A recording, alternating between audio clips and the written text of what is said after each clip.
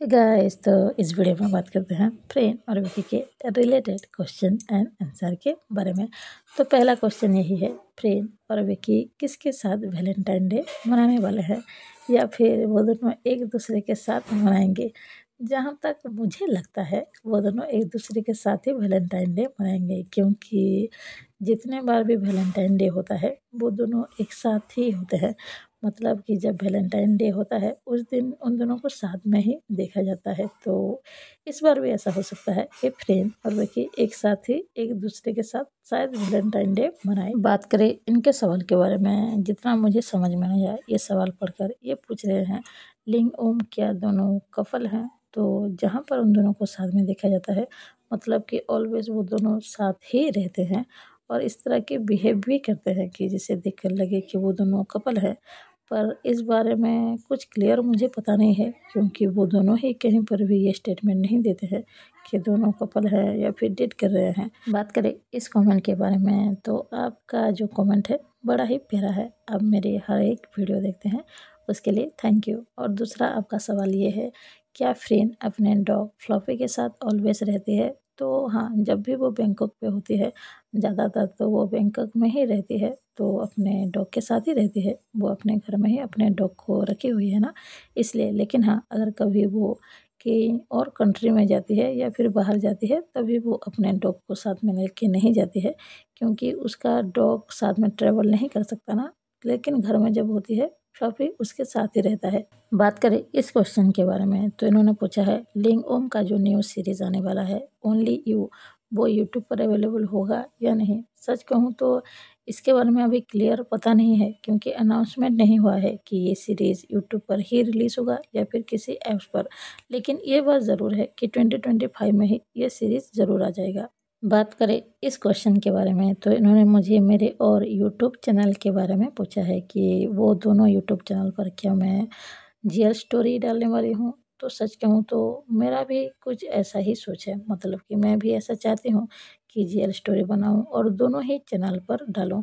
लेकिन टाइम की प्रॉब्लम की वजह से ऐसा नहीं हो पा रहा है। आप सब देख ही रहे हैं, यही एक चैनल पर एक दिन में मैं 2 या 3 वीडियो डाल रही हूँ, और इसी वजह से ही टाइम की थोड़ी सी प्रॉब्लम हो रही है।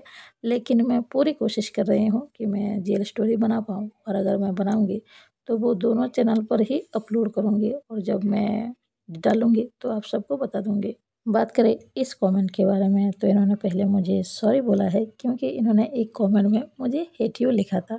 तो सबसे पहली बात, आपको सॉरी बोलने की ज़रूरत नहीं है, मुझे बिल्कुल भी बुरा नहीं लगा था। मैं इनकी कोई सवाल की शायद जवाब नहीं दिया था, इसलिए इन्होंने मुझे हेट यू लिख दिया था।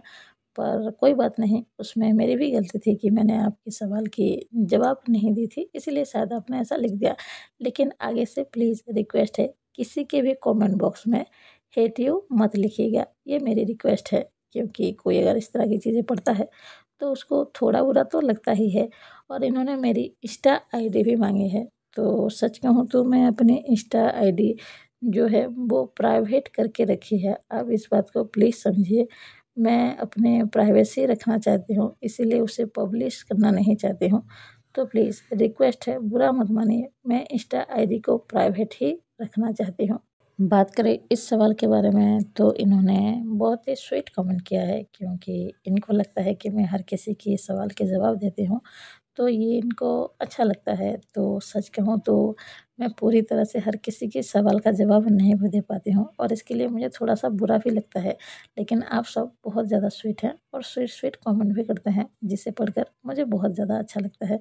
और ये मुझसे क्वेश्चन करते हैं, मैं फ्रेंड विकी को कब से जानती हूँ। तो मैं भी जब से गैप द सीरीज़ आई है, तब से ही उन दोनों को जानती हूँ। बात करें आखिरी कमेंट के बारे में, तो ये लिखते हैं कि ये भी उड़ीसा से ही हैं। तो ये जानकर मुझे अच्छा लगा कि आप भी उड़ीसा से हैं, क्योंकि मैं भी उड़ीसा से हूँ। इनका क्वेश्चन ये है कि क्या मैं कभी पुरी जगन्नाथ मंदिर गई हूँ। तो बहुत दिन हो चुके हैं, एक बार गई थी, और वहाँ जाकर सच कहूँ तो बहुत ज़्यादा अच्छा लगता है, बहुत ही अच्छा महसूस होता है। अगर किसी को कभी मौका मिले तो जगन्नाथ मंदिर एक बार ज़रूर जाइएगा। तो एक बार मैं गई हूँ, उसके बाद मुझे मौका नहीं मिल पाया है वहाँ जाने की, लेकिन मैं सोच रही हूँ कभी और जाने के बारे में।